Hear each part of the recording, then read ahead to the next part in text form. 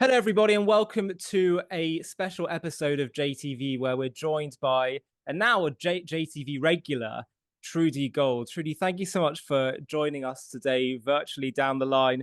And we were talking offline about what we're going to cover next. We know that previous interviews we've done have had a lot of traction and interest, and we've been thinking about what are some of the other big topics that need addressing.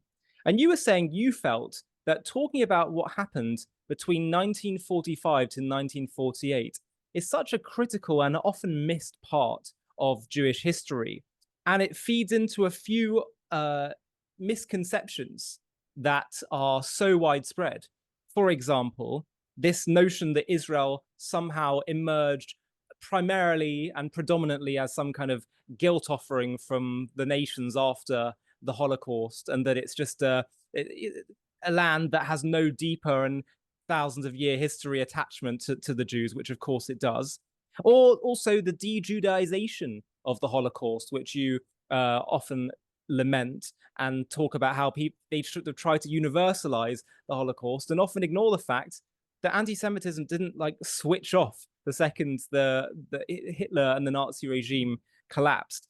So you felt that we need to talk about this period, and I wanted to give you the space to do that. And of course, if I have questions or things that I feel I'll push you on, then I'll do that. But I'm going to sort of let you get going. Thanks for this, Ollie. I've been involved in Holocaust education for nearly 40 years. And when we began, there seemed to be a real need to talk about the Shoah as a way of alerting people to the absolute horror of what happened, to prevent it happening to anyone again. And I was a member of the ITF, which became IRA. And as a result of that, we began teaching all over Eastern Europe and latterly in China. When we began, we really believed that it would work. We really believed we could make people more sensitive. And one of the issues we wanted to address was anti-Semitism and racism in general.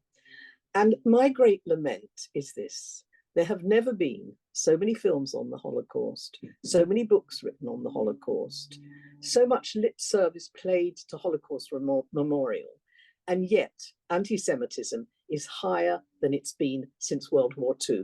So what is this conundrum? So this is something that I've spent a lot of time thinking about. And not only me thinking about it, but talking to some of my friends, particularly survivors who have been into schools. And what we believe is that when young people listen to Holocaust survivors, they do feel a great deal of empathy. How can you not? But what has happened is there's no context. When you study the Holocaust in the school curriculum, you might look at Weimar Germany and 33 to 45. It finishes in 1945.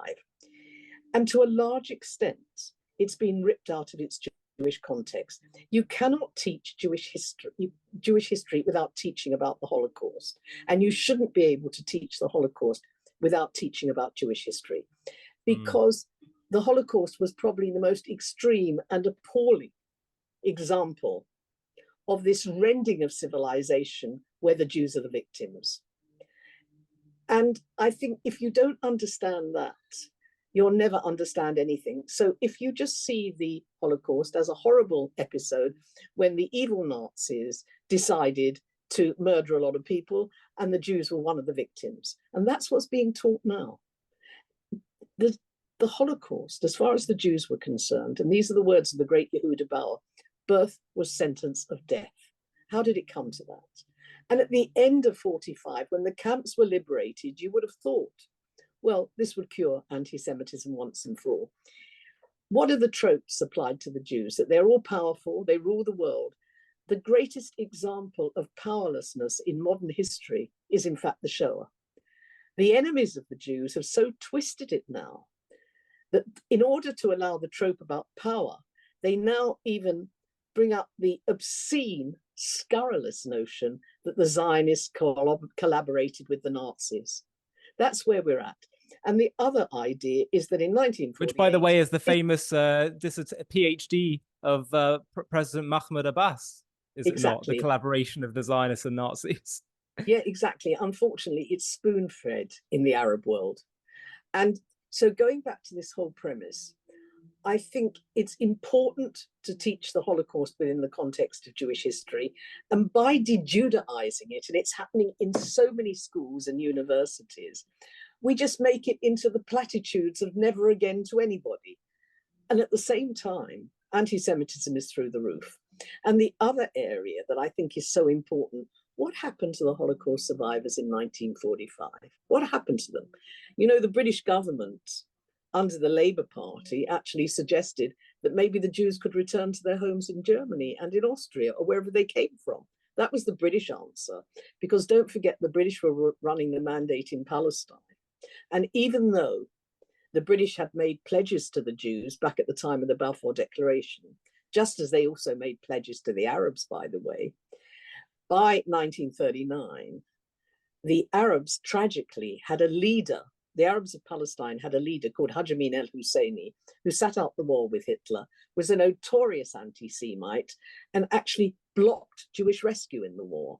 The other tragedy, and there is a tragedy of the Arabs in Palestine, they became, if you like, the tool which began to unify other Arabs. If we can focus all our hatred on the Jews in Palestine and what they're doing to the Arabs in Palestine, the fact that if you actually examine the Arab world in 1947, 1948, there was a blood feud between the rulers of Iraq and Jordan, who were actually related to each other, and the Saud family, which destroyed that particular family in its home base in the Hijaz, now Saudi Arabia.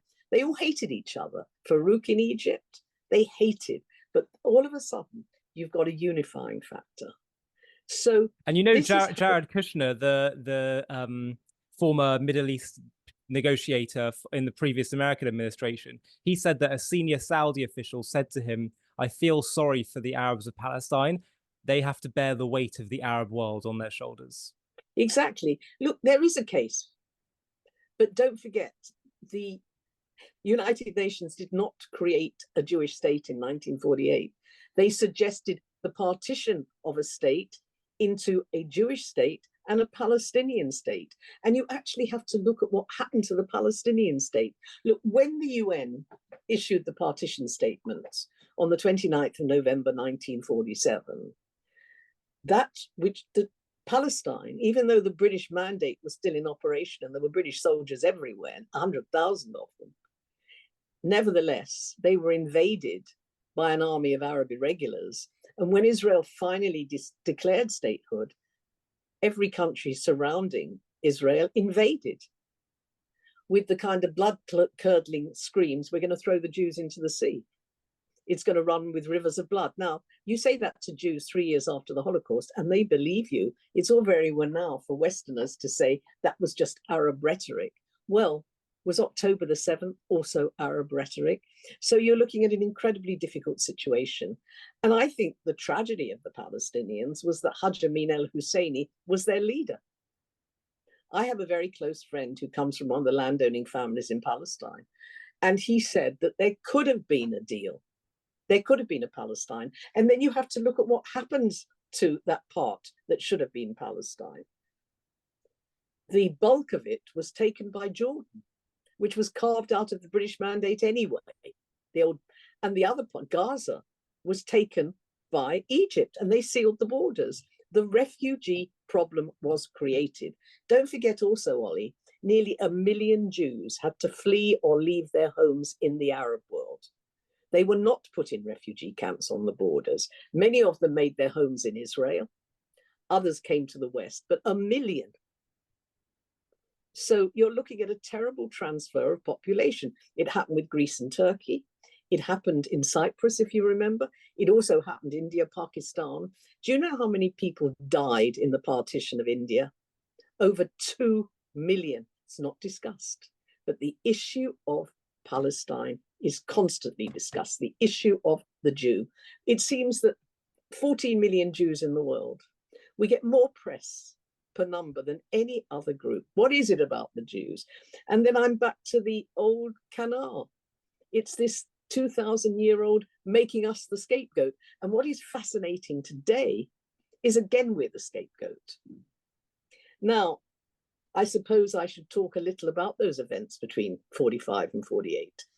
Important to say that I need us to consider what Zionism is. It's made up of three components. The Jews were exiled from their land by the Romans. It's a huge history, and yet we stayed together as a people without a land. We are the only example in history to do that. You can make the case that the rabbis built a wall of law around the Jews, but the notion of return, I don't have to tell you this. Where does the Bema face? Always towards Jerusalem. What do we say at Passover next year in Jerusalem? It is so much part of the whole Weltanschauung of the Jewish people. Number two, the emancipation process, which began in the 19th century. So many Jews in the West believed at last they could become citizens of the countries in which they live of the Jewish religion. And what a success story it was. But they didn't understand that in the end, people who were discontented, people who felt they'd lost their place in the modern world, would look at these people almost from another planet, who in the main were being so productive and so creative. The word anti-Semitism is coined. Anti-Semitism is a racial term, and it only applies to Jews. It's a complete misnomer, because obviously there's no such thing as a pure race. But anti-Semitism is a spur to something else, and that's Zionism. Because Zionism arose mainly from Jews who had hoped that Europe was going to open itself up. But then when they saw the closing, they realized what we need to do once and for all is to recreate the Jewish state. And that was the dream that began in the 1860s, 70s, 80s, and was underway. There was already an aliyah to Palestine from the 1880s onwards to bolster up the existing Jewish community. So Zionism is an earlier movement than Arab nationalism. And this is the other point. The Arabs had once had a great and glorious history. The two major centers, Baghdad and Damascus. They once had a great land empire, but when you get to the 19th century, they're living under the Turks. It was actually the British who fanned Arab nationalism when they persuaded they persuaded the Emir Hussein to revolt against the Turks to help them win the war. And as a result, that is why when the Turkish Empire is carved up, you have one of his sons in Iraq and another one in Jordan. The irony was the British wanted the whole of the Middle East, but at the Treaty of Versailles and the other treaties, the French demanded their place because they'd made a secret deal with the British. And the dream was that they would put the son of the Emir in Damascus, once the seat of the greatest of the Arab dynasties. The French threw him out. There was a battle. And that's when the Arabs felt that they'd lost the dream.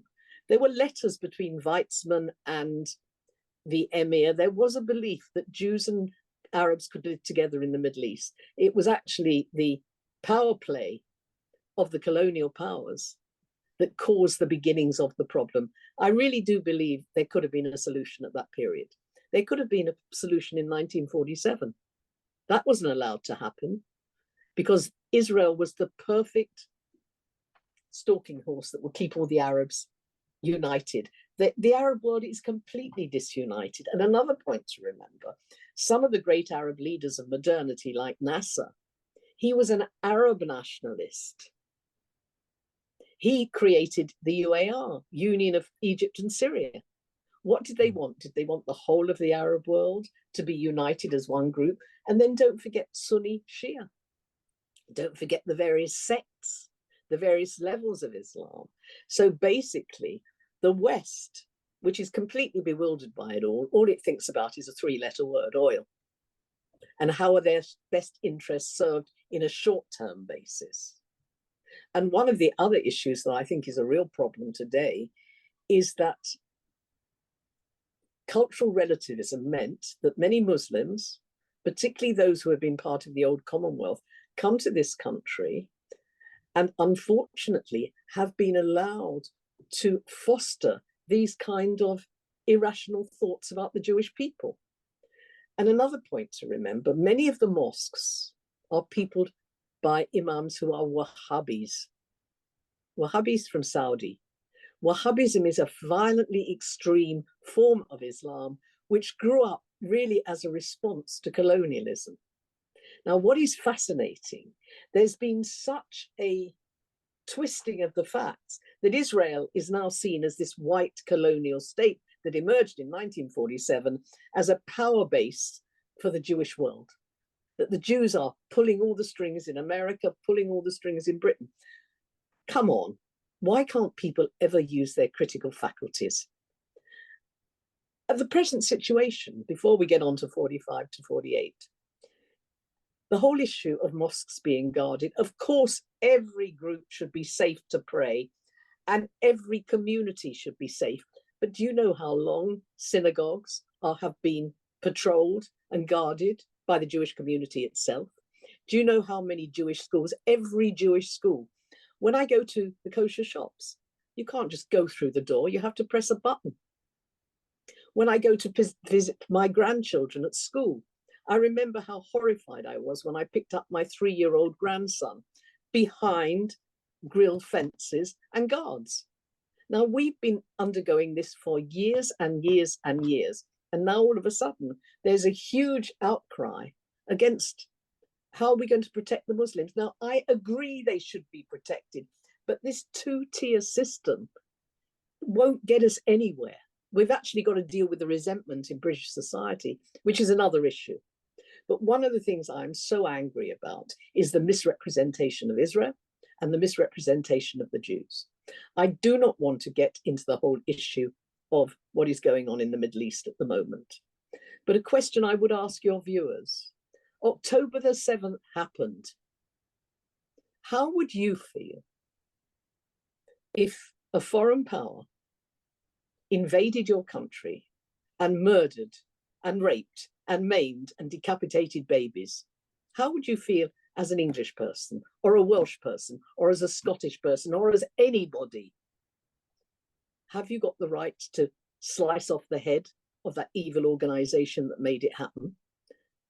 That's my question. And now let's go. But of course, they in their twisted way, in their perverted way of thinking, think that Israel had no right to be there, and therefore it's disgusting that they can think this is the case, but they think that it's resistance of some kind. Slicing the heads off babies is not the kind of resistance I would ever countenance, and I don't think any decent human being listening to this program will either. That's not resistance. That is the Spanish Inquisition. That is the horror of the torture chambers. And I'll tell you something else, Ollie, because tragically I've studied Jewish history in depth. They used methods that have been used before, like the Chmielnicki massacres. If you read the accounts of how the Cossacks murdered Jews in 1648 by burning them, ripping open pregnant women, I'm sorry to say this on air, they did exactly the same thing. And think they attacked on Yom Kippur, the Yom Kippur War. When did that attack happen on October the 7th? It was a Jewish festival. Yeah. And I think if something's going to happen on Tisha B'Av, we know that. Tisha B'Av this year is the 12th, 13th of August, isn't it? Something's going to happen. So it's this refinement of cruelty that I find absolutely abhorrent. And I would also like your viewers to actually have a look at the size of Israel. It is so tiny. And look at the size of the Arab world. Sliver of nothing, as someone said. And I was talking to a Palestinian friend who was telling me that Lebanon, if you are a Palestinian refugee in Lebanon, you're not allowed to work. They are not in any attempt integrated into Lebanese society. And what about Jordan? Jordan was carved out of Palestine. So what I really with majority Palestinian population. Yes. So what I'm really angry about is, why do the Jews always have to justify themselves when they defend their right to exist as a sovereign state? Zionism grew up as a movement because we realized that we will need a homeland. And if the Holocaust taught us anything, look, there was a move to murder the Jews of Europe, and they murdered 6 million men, women, and children. That's the justification, but it's not. The point is, it's not a justification because it was already underway. The Zionist enterprise, this notion of a Jewish homeland, but it was the Shoah itself that hardened the resolve of surviving Jews, not just those who survived the camps, but also the Jews in America, the Jews in Britain. The need now, we've got to keep our people safe. And the tragedy of Israel is that we cannot make peace with our neighbors. You know, there have been times, do you know how close it was under Arafat? But he was the one who kiboshed it. The majority of Jews in Israel still want peace. I believe that. And I suppose I'm speaking very passionately because I'm very angry. Yeah, I mean, I think some have different visions of what peace will look like. But we've always wanted coexistence. We were the first to teach the world about a vision of peace. It's the Isaiah line of "Nation shall not lift sword against nation." We taught the world that, and now they lecture us about it. And the lion shall lie down with the lamb. Yeah. And the swords will be turned into plowshares. You know, though, because I'm a Jew, I have to lighten it. You know what Woody Allen said, but the lamb won't get much that night. You see, we've always, even in the darkness, there has to be humor. And maybe that's something they can't forgive us for either. But I am also very angry the way it's all being reported in the press. Because it gives such a unbalanced position of what is happening. And isn't it about time for people to grow up and say, if we want to preserve democracy, that's what we're at. That's how bad it is now. Are we going to be able to preserve democracy? And again, the whole Jewish issue is at the center. It's often said the Jews, you know that saying, Jews are the canaries in the mine. Yeah. Well, ironically, everyone's out to get us at the moment, but we're still smile. Of course. And the other thing is, I do know there's a lot of decent people in this country, and it's about time they woke up or had the courage to speak up. And let me say, I think like everyone who's been witnessing the scenes on British television, of course, the extremist violence is evil and it's stupid. But we've got to address the issues. Yes. As the grandchild of immigrants, I have no problems with immigration. It's not about immigration at all. It's about integration. Yeah. And it's about time we stop this sort of ridiculous, what's the word I'm looking for? It's burying the head in the sand. Yeah. Of these and lack also of integration a lot issues. Of what I call white guilt for colonialism. Grow up. That's it. All of this comes down to just growing up. We've all got histories. Yeah. Should the Jews go through the list of all the people who have turned against them or who have tried to murder them? What are we going to do with the Spanish Inquisition? What are we going to do with the Helmanitsky massacres? What are we going to do with every country that's turned up against us? Are we going to say, woe is me? No, we're not. We're going to say, let's get on with living. And it's about time we stop apologizing. I'm not asking for an apology. I'm asking for people to grow up and use the Jewish experience. Look, obviously, what has happened to minority groups, if you take the case of slavery, it was one of the most evil injustices in history. It was about economics. They weren't regarded as human. Of course, it's appalling. But saying Judaism has a very careful line on responsibility. If I hurt you, Ollie, I have to ask your forgiveness. If I kill you, you can never forgive me. The people who perpetrated the slave trade did something very evil. but their great-great-great-grandchildren are not guilty. There is a passage in St. Matthew's Gospel when the Jewish people take responsibility for the death of Jesus, this totally crazy notion that Pontius Pilate would have actually allowed a prisoner to escape. You know what I'm talking about, that line in St. Matthew's Gospel. May his blood be upon us and on our children. That is so non-Jewish. Yeah. We will never, it's like people say to Holocaust survivors, can you forgive us?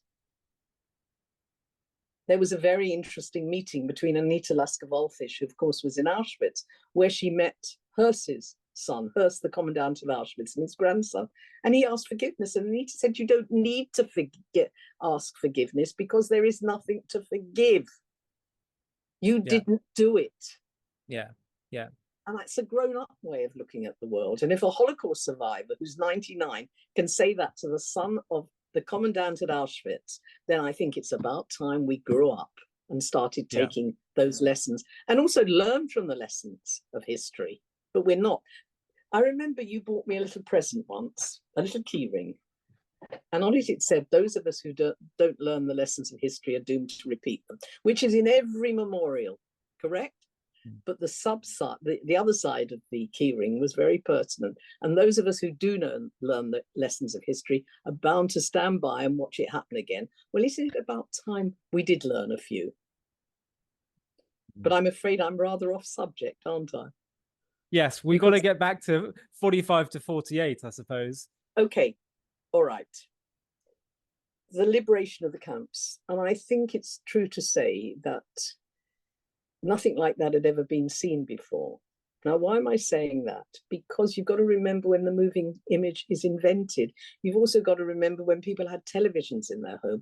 But when the scenes of the liberation were shown on British television, American television, people were sick. People were fainting. And although we knew from really the autumn of 1941 that genocide was being perpetrated. And by the way, that word genocide was created by a Jew called Raphael Lemkin, whose family had been murdered in the Holocaust.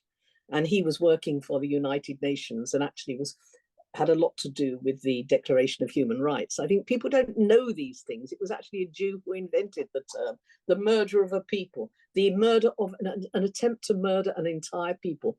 So when we are accused of genocide, that is so ridiculous. Yeah. It's about time. Karl Popper said the 20th and 21st century is all going to be about the use of language. Please be precise in your use of language.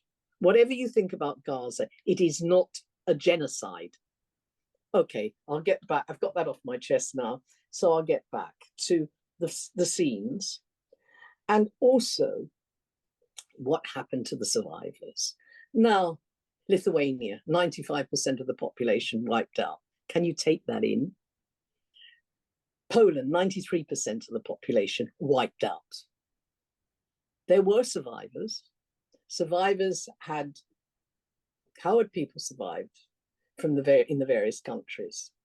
Some had been hidden by righteous people. Others had been hidden for money and sometimes betrayed. In the East, many had survived because they'd fled into Russia. Trudy, my grandpa was one of them. He was in Poland and he fled literally days before the Nazis got to his town, deported by the Russians to Siberia. He comes back to Poland after the war and he can't live there. It's not safe for him to be there. Yeah, because this is the awful story. It seems that at the end of the war, Germany was divided up into 4 zones: British, French, Russian, and American zone. And as you know, the British still have the mandate on Palestine. And one of the things that had happened during the war is that there have been all sorts of efforts to try and get people in danger of being murdered to Palestine. But the British, because they wanted to appease the Arabs, because the Mufti of Jerusalem, who, by the way, was a wanted war criminal, had made it quite clear to the British that if the Arabs were not appeased and all immigration was halted, then he would make a lot of trouble. And in 1945, that still stood, and the British government did not alter the white paper. So the illegal ships are being run to Palestine. And what has happened is that survivors, they're being put in DP camps, where the conditions in the British zone, for example, they were in DP camps along with with Nazis. And they were being treated abysmally, so much so that the Americans actually set up a commission to investigate what was happening in the zones. And that report was a total indictment. What did it find? Report. They found, he actually said some of them are being, some of the camps, that people are being treated as badly as they were treated by the Nazis in the concentration camps. There wasn't enough food. They were not being separated from people who were guilty of crimes. It was a terrible, terrible situation. The other point was that finally the British hadn't actually allowed a Jewish brigade to be founded from Palestinian Jews who were so keen to fight the Germans. It wasn't until 1944, the late summer of 1944, the Jewish brigade was founded. There had been Jews from Palestine, by the way, helping the British, particularly German and Austrian Jews who have the languages. And also, for example, Moshe Dayan, the Israeli general and politician, he lost his eye fighting for the British. The head of the Irgun, David Raziel, he lost his life fighting for the British in Iraq. But in the main, they didn't allow the brigade. But at the end of the war, the brigade, which had been stationed in Italy, started helping Holocaust survivors because the great wish now, there was a poll done in the camps, 95% of survivors wanted to go to Palestine. Because what happened is, and it was this group that came together with partisans, survivors, to create what is called Bricha, escape. And what they were trying to do was to funnel these survivors on ramshackle boats or overland to the ports to get them to Palestine and run the British blockade. Because what they demanded, open the gates of Palestine to Jewish survivors. Ironically, the Mufti is still the leader of Palestinian Arabs. There were many Arabs in Palestine who wanted to stay in Palestine, who wanted cooperation with the Jews. And don't forget, there's a huge Israeli Arab population who have a much better life economically than their people across the border. Yes, there are problems for Palestinian Arabs. Of course there are. I mean, Israeli Arabs, of course they are. They are second-class citizens because of the war situation. If that could be altered, look, there are Arab members of the Knesset, the Israeli parliament. The other thing that I think the viewers should realize, Israel is a democracy. Love it or hate it. Whatever you think of the politics or the politicians, it is a democracy, the only democracy in the Middle East. Think how Hamas came to power. They destroyed their opposition. I believe they threw them off the roof of a building. So going back to this particular period of history, some survivors did try and go home. Look, what happened to your father, your grandfather? Grandfather, yeah. Between 45 and the spring and summer of 46, thousands of Holocaust survivors were murdered by right-wing elements. There were gangs in the Ukraine, particularly in Poland. Please don't forget what's happening in the geopolitical situation. The Russians are encroaching. Russia wants to create the old Tsarist empire. History often repeats itself, you know. Consequently, the right is fighting them. And it has to be said, quite a few members of the Communist Party were Jewish. The minute somebody becomes a communist, they throw away all their Jewishness. But if you believe in race and blood, which the Polish fascists did, Jews, in fact, were all communists. So not only are still all Jews capitalists, but they're all communists. The canards do not die in the Shoah. Having said so strongly, it's about the powerlessness of the Jew. On the other hand, you know, even in the war, the Nazi government tried to find the headquarters of the Elders of Zion. They decided it was in New York. So survivors are going back, and it culminates in a blood libel in Kielce, a town in southern Poland, where, unfortunately, if I read to you some of the statements of the Polish Catholic bishops, 42 Jews were murdered. This is the Holocaust. These are Holocaust survivors. The man who ran the Sobibor, remember there was an uprising at Sobibor, where the whole camp is revolted, and many people escaped. The leader of the Sobibor uprising was himself murdered by Polish fascists 15 months later. Wow. Jews going home. Now, why did this happen? The fear of communism, which is completely ridiculous. The majority of Jews have never, ever been communists, just as the majority of Jews have never, ever been capitalists. Jews are Jews are Jews. They're people. They have different views. The other point that you have to make is war had brutalized. War brutalizes. Never forget what Hugo Gryn said about Nazism. And as a religious, spiritual person, Ollie, I think this will have a lot of resonance for you. The Shoah was an upturning of the Ten Commandments. You could kill, you could steal. If you think of the terrible scenes by the pits before the camps were established, when 1.5 million men, women, and children were murdered by bullets, what happened to their clothes? What happened to the houses, the poor houses? We know that the rich Jews of Berlin and Vienna and of Poland, their properties were taken by the Nazis. But what about ordinary folk in the villages and towns? Towns in Poland, towns in Ukraine, towns in Belarus, which had once been 40, 60, 80% Jewish. What happened, do you think happened to the houses? I used to travel a lot in Eastern Europe, just as communism collapsed. You could still see where the mezuzot had been pulled out of the walls. What happened to those houses? What happened to the pots, the pans, the bed linen, the clothes? It was taken by their neighbors. When people went home, they weren't prepared to give their properties back. Many, many Jews were killed because of it. Anti-Semitism was on the rise again. So you have this same thing, by the way, same thing happened with my grandpa's home. It was taken over originally by Gestapo in Sands, and then it became the Polish police office, and sorry. The same thing happened, you know, great historian Robert Wistrich. That's what happened to his family home. I mean, and his father was one of those characters who put his mother in a car and they drove into Russia. He was also put in a gulag, but survived the war. So there are so many people it happened to.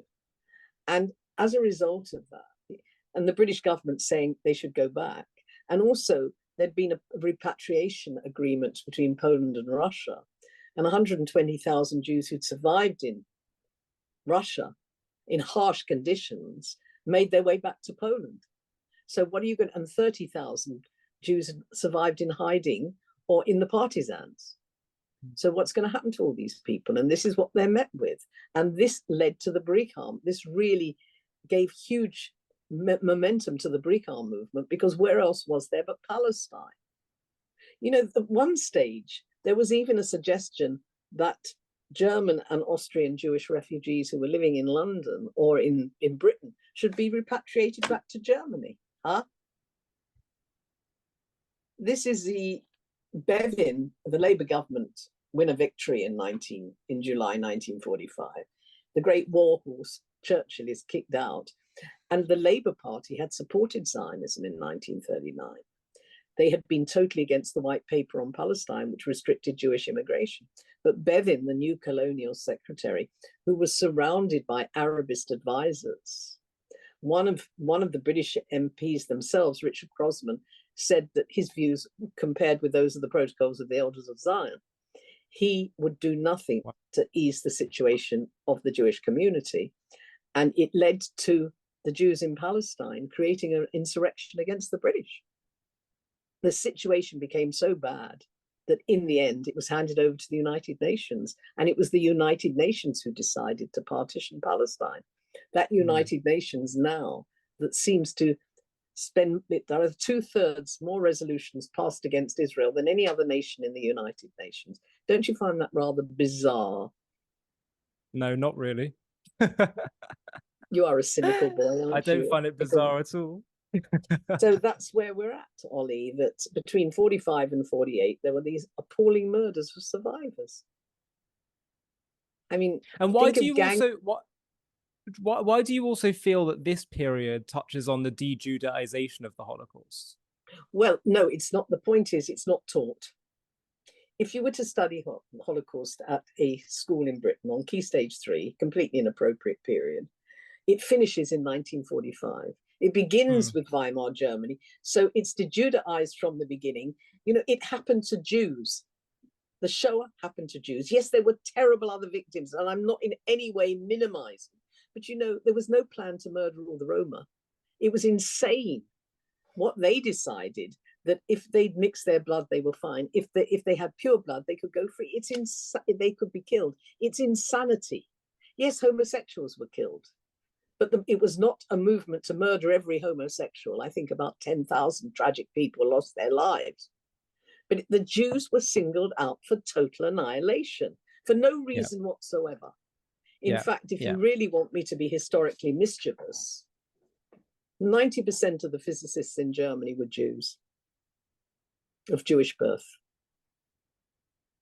Think of all those great Hungarian Jewish physicists like Edward Teller. What happened to many of those characters? They finished up at Los Alamos. Ironically, this is a terrible thing to say. If Hitler hadn't been such an anti-Semite, he probably would have got the bomb first. Maybe we should. And the other thing, the boycott of Israel, that's another thing that really, really amuses me. There are more inventions coming out of Israel per capita than any other nation in the world. Do you know that? Should we really examine Israeli inventions? I mean, I believe the mobile phones would have a problem with the SIM cards, wouldn't they? Yeah. It's ludicrous. The majority of Israelis are, they don't, but not the majority, quite a lot of the Israelis do not like the Israeli government. Are we going to boycott every Israeli? The fact that the Israeli Olympic team was booed, I find that an absolute disgusting. It's disgusting, actually. There's no other way to look at it. And it's interesting, in the riots, the young Muslims who are now fighting back, many of them are draped in Palestinian flags. And they're not just saying free Palestine anymore. They're now starting to say F the Jews. They're not even hiding behind the charade of. There's been an incredible period of propaganda. Could Israel have countered it? Should the Jews counter it? Can we counter it in a world of fake news? No. So my point, Ollie, is if you want to study about the Shoah, give it back to the Jews, please. It happened to the Jews. And that means you can only teach it in the context of Jewish history, and you have to teach what happened between 45 and 48, why Israel was established, what happened to a lot of the survivors, and teach a bit about Zionism. That the Jews in Palestine in 48 did not arrive in an empty land of just Arabs. There was a Jewish population. And if you read the Declaration of Independence, they wanted, Ben Gurion actually said, stay. Yes, there were injustices. I'm not minimizing them. There were episodes that are a shunder on the Jewish state. I admit that. There are episodes. But Trudy, none of those things, none of these tragic or messy moments that have occurred would have occurred had the Jews found a partner for peace. I agree with that. Yeah, I agree with that. So, if the Arabs had not had Haj Amin al-Husseini as their leader, that was their great tragedy. His group, remember, he'd spent the whole war with Hitler. They were murdering moderate Arabs. Same thing happened in 1967. Arafat murdered moderate Arabs. There have always been people who want to talk to us. The great tragedy now is they're fed on propaganda. We often get on JTV comments from people living in nations that are deeply hostile to Israel, and they'll say, I hate what my government are doing. I detest and resent our hostility to Israel and to Jews, and I want to express my solidarity and love. And it's important we remember that. So important we remember that. And also, Ollie, if you think about, we were so near a peace deal with some of the Arab states. That's why Hamas attacked. Yes, Saudi and others, yeah. And are we really, when people are supporting Hamas, they are supporting a group that is sponsored by Iran. Nazis. I mean, yeah. I can't really see a qualitative difference between what Hamas wants and what the Nazis wanted. Well, they want the destruction of the Jewish people. So Jews what's the don't want the difference? destruction of the Arab peoples. Nope, not at Even the all. most extremist I haven't heard ask for the destruction. And that chant from the river to the sea and two-tier policing, how can anyone think it's anything more than the destruction of Israel? A one-state solution would be the destruction of Israel. I mean, have they got any brains in their heads? It's the useful idiots who follow them. What's going on in our universities, where Jewish kids don't feel safe anymore? And I'm speaking personally now, because it's affecting every Jewish family in this country who identifies as a Jew. And when we're uncomfortable, you know, there's that, I think I want to read Pastor Niemoller. Do you mind, Ollie? Sure, He was, Pastor Niemoller was a German pastor, and this is what he wrote. He survived the war. In Germany, they came first for the communists, and I didn't speak up because I wasn't a communist. Then they came for the Jews, and I didn't speak up because I wasn't a Jew. Then they came for the trade unionists, and I didn't speak up because I wasn't a trade unionist. Then they came for the Catholics, and I didn't speak up because I was a Protestant. Then they came for me, and by that time, no one was left to speak up. No power on earth can force me not to see in the Jew my fellow man. And then he explains it, and I think it's very important I read you this because it's just as pertinent today as it was then. You see, Germany had lost the war. We had an alarming crisis, inflation, an enormous unemployment problem. Certain Polish and Russian Jews had taken refuge in Germany. The great mass of the poor and unemployed believed them to be well-to-do. Envy developed into hatred. Instead of feeling sorry for them, some people begrudged them the little they had. Hitler quickly stimulated these low passions, which finally brought him to power. Today, Hitler persecutes both Christians and Jews alike. It's been said so often, hasn't it? I mean, I know an awful lot of people who loathe what's going on, and yet they're not standing up. It's only, it seems, the extreme fringes.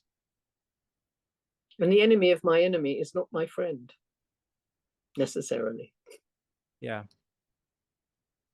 But one group of people that do stand up is the Jewish people themselves.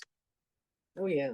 And that's something to I think what's happened with the majority of Jews, I think there is a nasty phenomenon, which I call Jewish self-hatred, that does exist amongst some groups.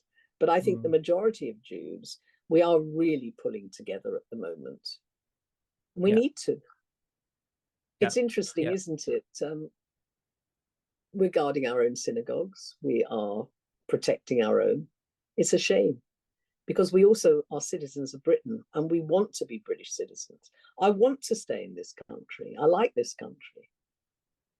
But it's what you touched on at the start. The question is, are people prepared to grow up, to really face the facts, face the truth? Yeah, because if they don't, and also I think it's got to do with the way people are educated. It's got an awful lot to do with 20, 30 years of propaganda that's being fed. And people talk about my truth or your truth. You can't deal with that when you talk about history. There are different interpretations of the truth. Yeah. But how do you undo a propaganda campaign that the Palestinian cause has created over many, many decades, which has so deeply infiltrated the hearts and minds of so many Westerners who really believe that Israel is a colonial state and genocide, and Israel has some kind of original sin for how they were set up? How do we deal with such a concerted PR effort that has had so much success? And why has it had so much success? Because Jew hatred is so deep in Western civilization. That's the real problem. Now, because I'm an educator, I still believe in education, but we've got to act quickly. And I've been talking to non-Jewish educator friends. It can be done, you know. I do believe the majority of people are actually reasonable. Same. It's just the tropes that are put out now, which are so, I call them the useful idiot people. How can they be so stupid? How can so many of our university professors be so dumb? Well, it's You that know, famous recently, George Orwell lines. George Orwell said, only George Orwell said, only an intellectual could say something so stupid. it's fascinating. You know, don't forget top Nazis. So many of them had high academic qualifications. If you look at the characters who wrote down the final solution, the head of the Einsatzgruppen, you know, there was a German historian who studied the Einsatzgruppen with the shooting squads. He actually looked at 900 PhD theses from the Einsatzgruppen. It's not gutter up. You see, wow. The liberal elite think that any protest comes from the gutter. It doesn't. That's another point. There's a lot of clever people out there who want to stop it. But the trouble with the majority of clever people, they tend to be liberal. How do you fight illiberalism? That's what I'm asking you. And another problem, so many of the so-called liberal left, they're not liberal. They're ideologues. Yeah. And that is stupid. Life is much more complicated than putting everything into whatever your little ideology is. Yes. Yeah. And people have got to understand the nuances of human nature as well. We've got to learn, yes, if we want to survive, and I think it's getting to that now. I look at my generation, we were the golden lot, you know, the post-war baby boomers. We really did believe the world was going to get better, peace, love, and brotherhood, but it isn't. And it's down to your generation and the generation that follows to mop up the mistakes we made. Yeah. Because I can actually chart for you how all this anti-Israel rhetoric came in from Russia, came in from the Nazis via the Arab world. Yeah. The hatred against the Jew was never as pertinent in the world of Islam as it is in the world of Christianity. There are roots to build on. It could be done, but it's going to take huge heart, mind, and brain. Yeah, I think that's exactly it. It's heart and mind. I'm not giving up on it. And I really wish that educationalists had more say in school curricula, university curricula, rather than ideologues. I mean, I've had one or two occasions to have to deal with parliamentary issues, and I am horrified at the level of the people they employ to advise them. Yeah, yeah. Well, that's why we've got to keep sharing the truth, keep doing our bit, keep unifying, educating, you know, just doing what we need to do to actually push back and be uncompromising whilst also having an open heart. But we have to state the truth clearly. And I completely agree with you. We mustn't give up. And part of Israel's story and Israel's rebirth is a story of a people who refuse to give up. And it's something that even if the world's prepared to come crashing down, we have always been a people that has been resilient against all the odds. I read the most beautiful little anecdote recently from a survivor that went to America and decided she was quite observant and wanted to have lots of children. And once she was on, I think, her 5th child or something, someone said to her, how many children are you going to have before you stop? And she said, 6 million. And I really thought that so deeply epitomizes the Jewish resilient tone that we've always struck throughout our history. And it's why we have to keep moving. We have to keep moving forwards. Yeah, and I think there was a dream once, wasn't there, that we could be a light unto the nations. And I still think that thread is there in the Jewish people. It's but what I would say to Jewish listeners as well, learn your own history as well. That's another problem. I don't think enough young Jews know their history. I'd say to the non-Jewish world, learn the history too, because the Shoah could have been the greatest example of what man is capable of doing. And we should have used it. I don't even like the word use, to teach people. But you can't, as I said, don't rip it out of the context. Don't rip the slave trade out of its context. Don't put them all together into one horrible story of horror. Yeah. We know people are capable of doing the most appalling things. And the other issue that I think might be of interest is, let's look at the psychology of rescuers, because in every situation, there are always people who stand against the current and they rescue, or they take the world forward. We've got to bottle their DNA. That could be another discussion we have.